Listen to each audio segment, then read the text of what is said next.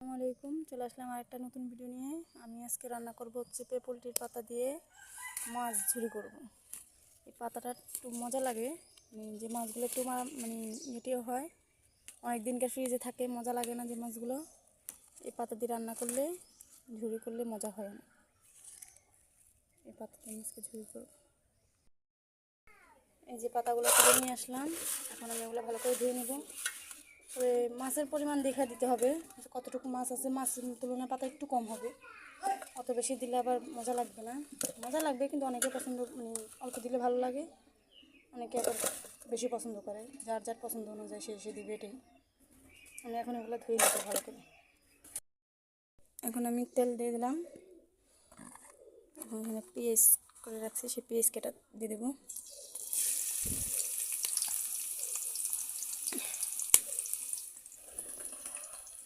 মরিচ, পেঁয়াজ সব দিয়ে দিলাম।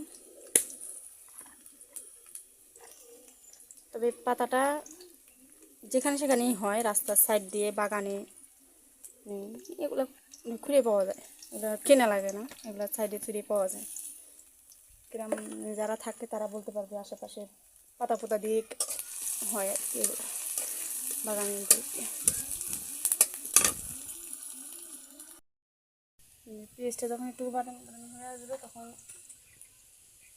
অল্প একটু পানি দেবো, দিয়ে এখানে লবণ দেবো।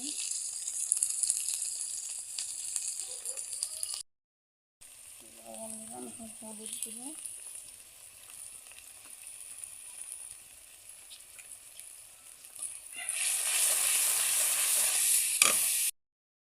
মরিচ দিলাম, তারপর হিন্দি দিলাম একটু রসুন বাটা আর জিরা বাটা, পেঁয়াজ বাটা, সব দিয়ে একসাথে করে বাটলাম।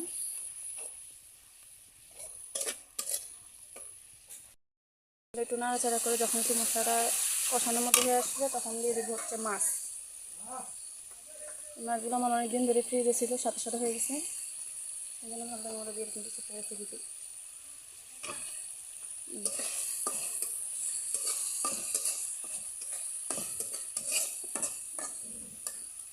এগুলো এখন ঢেকে রাখবো একটু।